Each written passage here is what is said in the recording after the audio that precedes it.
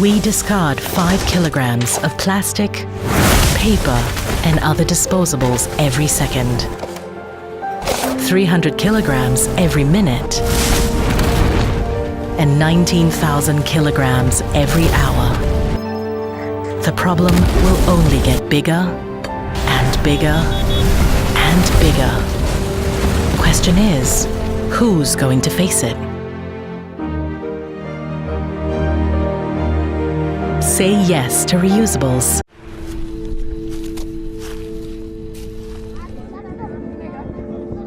The exact problem of plastic in ocean is this.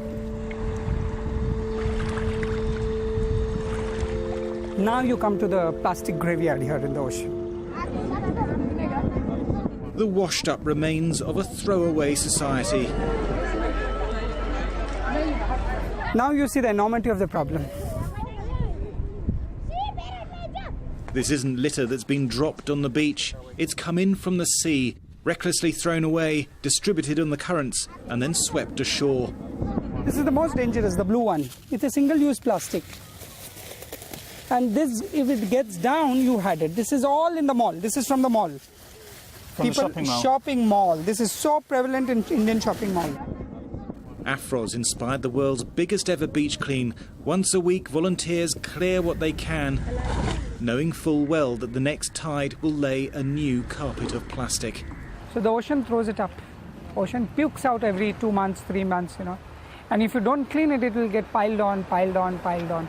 It's just not convenient for the fishes and the marine creatures and marine birds, It's their house. It's there where they belong. They live, they survive.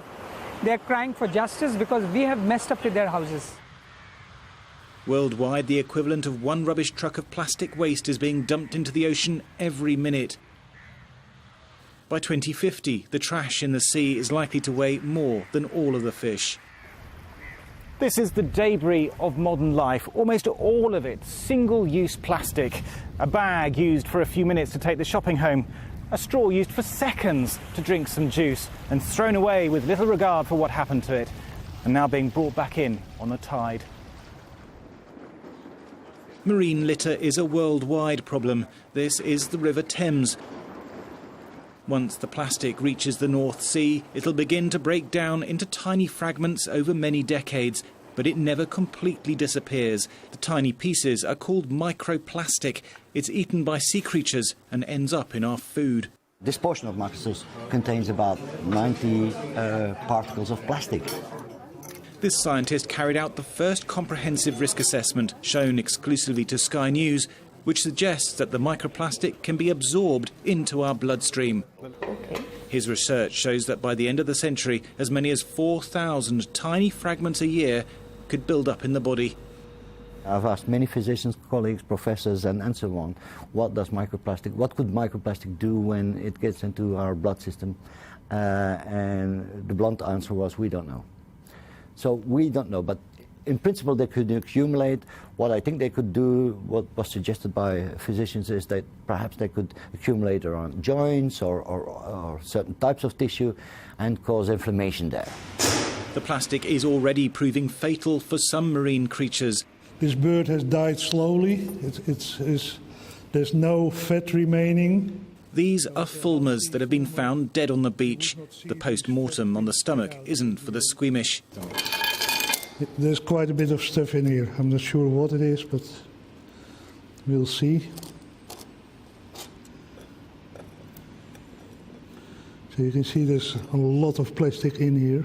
Goodness me. It is just full of plastic. Yeah, so this gizzard is basically full of plastic. With so much plastic blocking its system, the bird wouldn't have felt hungry and probably starved to death. It's suffering from our mistakes, and it's a disgrace for mankind, I think, that you find this in animals. Cleaned and carefully laid out, this is the inventory of the bird's gizzard.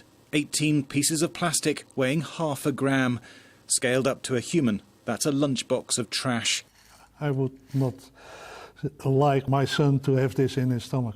Our waste, recklessly disposed of, is in the ocean food chain, and it's coming back to haunt us. Thomas Moore, Sky News.